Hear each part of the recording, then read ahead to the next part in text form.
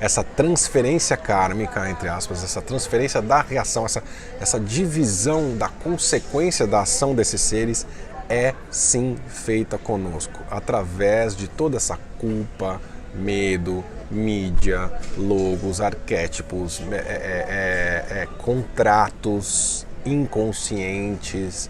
Você fecha contrato e nem sabe que está fechando conscientemente, mas inconscientemente você sabe.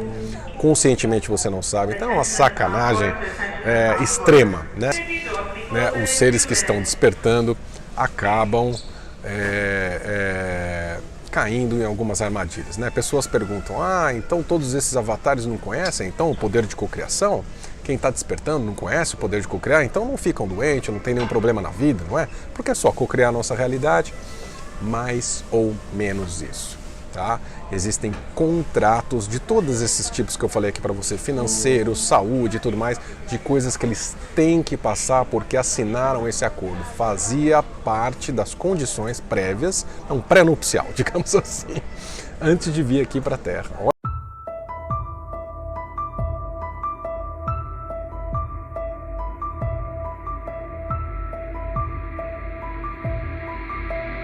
Transferência kármica, tá bom? Eu gostaria muito que vocês prestassem atenção, porque esse é um conceito que a gente não debate com frequência aqui no canal, mas que a gente vai começar a debater porque ele é muito importante. E vamos no texto. Transferência kármica. Se o conteúdo da vida de um indivíduo, feridas não curadas e desejos não realizados, não for suficiente para convencê-los de que eles precisam reencarnar, eles são apresentados com um engano ainda mais descarado. É-lhes mostrado que o que lhe é dito é sua própria vida passada, onde cometeram crimes horríveis e que eles precisam continuar encarnando em condições adversas para resolver, né, esse mau karma. Na realidade, a vida que lhe é mostrada não é deles, mas as ações de alguns que estão intimamente alinhados com a falsa hierarquia, que fez pactos com ele para evitar assumir responsabilidade energética por suas ações. Parte da energia maliciosa desse ser criminoso é então projetada no indivíduo que está sendo levado a acreditar que ele já foi um criminoso horrível. Que esse é o contexto de holografia, tá? Nessa situação de desencarne que ele está falando aqui agora, na verdade, a vida que nos é mostrada, o crime que nos é mostrado, né? Na verdade, aquilo não está saindo do nada, aquilo está saindo de crimes e de vidas de indivíduos que fizeram pacto com esses senhores do karma. Ou seja, nós estamos absorvendo parte do que ele chama de karma, né? E aí eu quero que vocês entendam o contexto de karma que a gente está falando aqui como ação e reação, mas para usar a mesma, né, as mesmas palavras, a mesma terminologia que ele está usando, na verdade a gente está absorvendo a reação da ação de outros. Olha como a coisa é complicada. Então, vou dar mais um exemplo. Por exemplo, eu mato uma pessoa, tá? Então eu tenho lá um homicídio e tal. Então vai ter uma reação dessa ação que eu fiz, né? Então o que eu faço? Eu faço um pacto com esses senhores do karma e parte dessa reação, ao invés de eu tomar a reação inteira disso, na verdade eu projeto um holograma em você, por exemplo, que está assistindo, que você tenha matado essa pessoa que eu matei. Né? Isso não quer dizer que eu não tenha reação, eu vou ter reação, mas a reação vai ser muito menor, porque vai ser dividida com você. Porque a partir do momento que você acredita que fez esse crime, você também tem parte, você assume parte dessa culpa. Olha só como a coisa é complicada. Ele continua.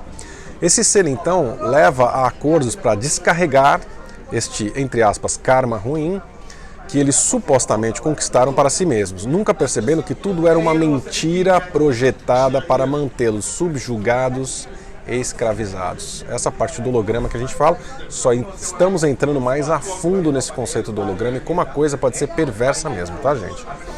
Isso é feito para coagir o acordo do ser a reencarnar e assumir a responsabilidade por crimes que não cometeram, garantindo que a próxima vida da pessoa seja preenchida com dificuldades indevidas. Como se já não bastasse, né, a nossa vida normal, ainda querendo colocar mais, para a gente ficar mais preso por culpa, por medo e tudo mais. Ele continua.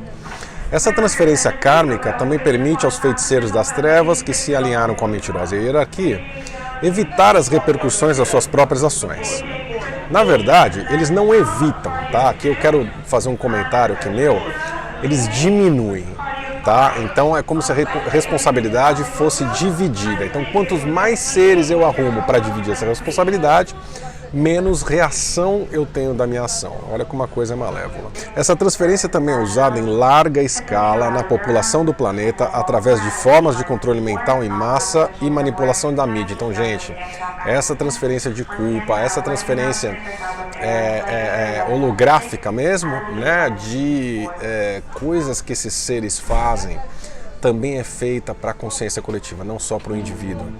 Como é feita essa transferência? Em arquétipos, geometria sagrada, né, logos de empresa, historinhas, né, quando a gente fala de arquétipos, historinhas que contam para a gente, e o nosso subconsciente entende. Gente, é muito complicado.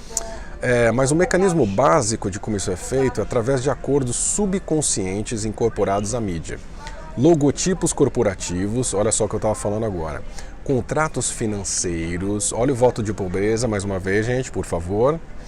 Lei do almirantado, a gente vai falar sobre isso, e outras instituições matriciais. O que ele fala de instituição matricial são os arquétipos. É importante vocês entenderem que essa transferência kármica, entre aspas, essa transferência da reação, essa divisão da consequência da ação desses seres é sim feita conosco, através de toda essa culpa, medo, mídia, logos, arquétipos, contratos inconscientes.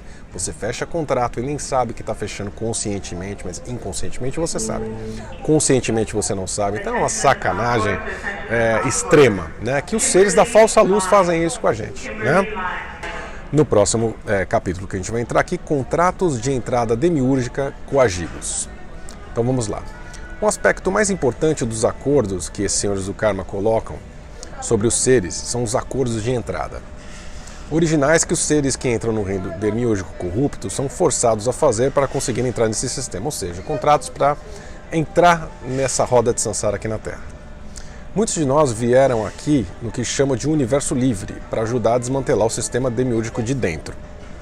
E a mentirosa hierarquia impôs uma extensa lista de acordos coagidos sobre essas almas livres para limitar sua eficácia. Então aqui o que ele está falando são esses acordos do voluntariado, né, das pessoas que se voluntariaram para vir aqui na Terra desmantelar essa Matrix de dentro para fora. Porque não é só de fora para dentro que dá desmantelar, a gente precisa de agentes da luz dentro da Matrix, desmantelando isso de dentro para fora, e é isso que ele está falando. E para entrar aqui não tem outro jeito, né? Não dá para entrar escondido, não dá para entrar de fininho, não dá para entrar disfarçado.